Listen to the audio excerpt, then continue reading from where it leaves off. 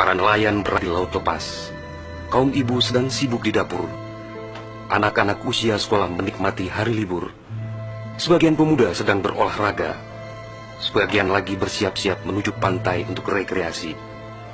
Para buruh bangunan sedang bekerja. Suasana pasar hiruk-pikuk dengan berbagai transaksi. Burung-burung baru saja meninggalkan sarang. Tiba-tiba pukul 7:58 waktu Indonesia Barat, hari Ahad, 26 Desember 2004, bumi Serambi Mekah berguncang dahsyat. Guncangan gempa pada 8,9 skala Richter itu berlangsung puluhan menit tanpa henti. Bumi bergerak ke bawah dan ke atas, ke kiri dan ke kanan, berayun-ayun terus-menerus. Orang-orang berlari keluar rumah, berkumpul di jalan-jalan dan lapangan terbuka. Mereka seperti berada dalam tampi. Kepala terasa pusing, sehingga banyak yang terjerembab ke bumi. Suara azan Allahu Akbar berkumandang dari menara-menara masjid dan menasa. Suara zikir pun membahana di mana-mana. Jutaan mulut manusia melafazkan asma Allah dan Rasulullah secara terus-menerus. La ilaha illallah, Muhammad Rasulullah.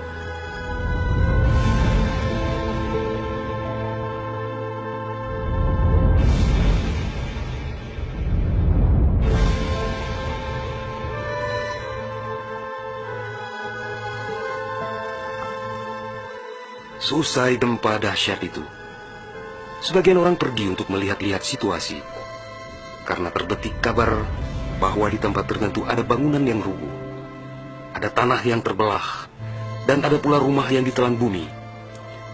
Tidak terpikirkan oleh mereka apa yang akan terjadi setelah itu. Tidak ada tanda-tanda alam yang begitu kentara. Tidak ada yang mampu menafsirkan dan menduga sebentar lagi akan terjadi bencana maha dahsyat yang meluluh lantakkan permukiman penduduk sepanjang pesisir Aceh. Tidak ada pula yang mampu menerjemahkan berbagai firasat atas pusaran nasib yang bakal menimpa tanah rencong. Juga hampir tidak ada yang memahami tanda alam, manakala air laut surut beberapa ratus meter. Orang-orang di pesisir pantai tampak asyik mengumpulkan ikan yang menggelepar-gelepar. Bahkan air sungai pun mengering. Namun tidak ada yang dapat membaca tanda-tanda itu.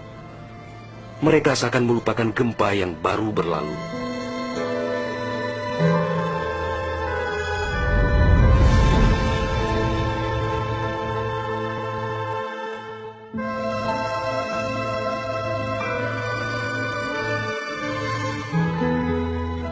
Di berbagai tempat, orang-orang sibuk memperbincangkan gempa sangat dahsyat itu yang belum pernah mereka alami. Namun tak lama kemudian orang-orang mendengar bunyi dentuman sangat keras, disusul suara gemuruh dari arah laut. Bunyi dentuman itu terdengar sepanjang pesisir Aceh Besar, Banda Aceh, Aceh Jaya, Aceh Barat dan Nagan Raya. Orang-orang mengira itu adalah bunyi bom.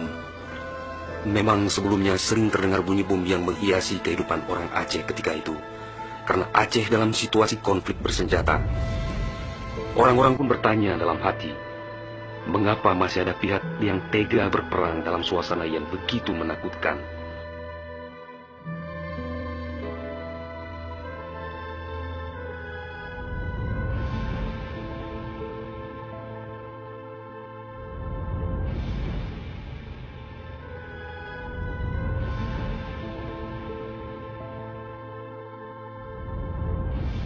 Orang-orang mengira pagi itu hanya sekedar gempa.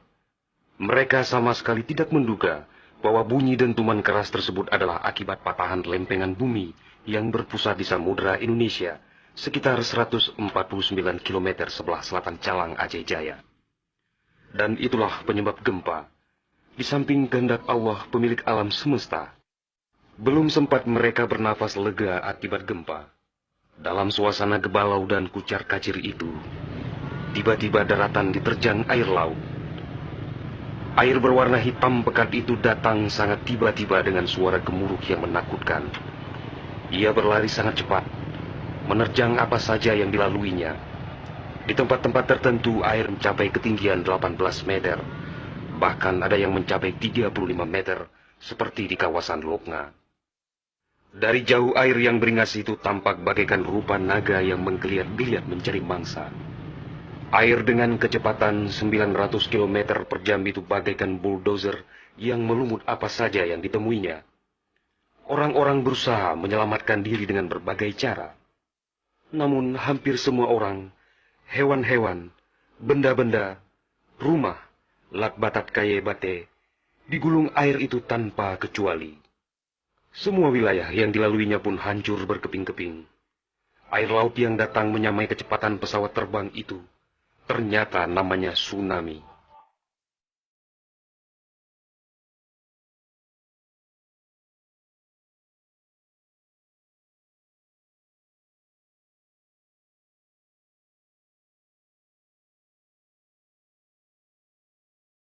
Kekuatannya memang luar biasa. Kapal apung PLN yang diparkir di perairan Uleliu, Banda Aceh, digelandang tsunami sampai 3 km ke darat.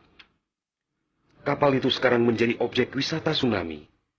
Demikian juga kapal angkut Semdalas milik PT SAI diseretnya ke atas badan jalan negara Banda Aceh melabuh di Lokna.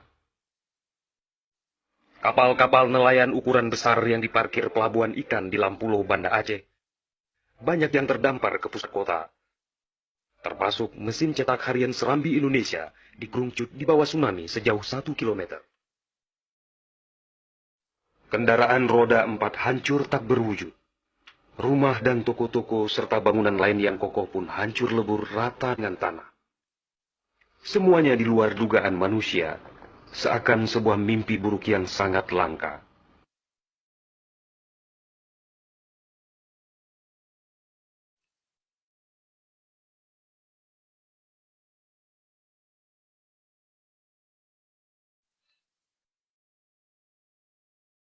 Setelah kira-kira 15 menit air laut itu beraksi, suasana pesisir Aceh pun lengang, sunyi, sepi, senyap, dan hening yang tak bisa dilukiskan dengan kata-kata. Sebagian besar permukiman penduduk rata dengan tanah, seakan instrumentalia kehidupan telah berakhir sampai di sini. Ratusan ribu orang nelangsa, teduk tesepuk, telok ngonjaro, teingat kedro hanaledaya, atau terduduk lunglai bersilang tangan, mengingat nasib tiada berdaya.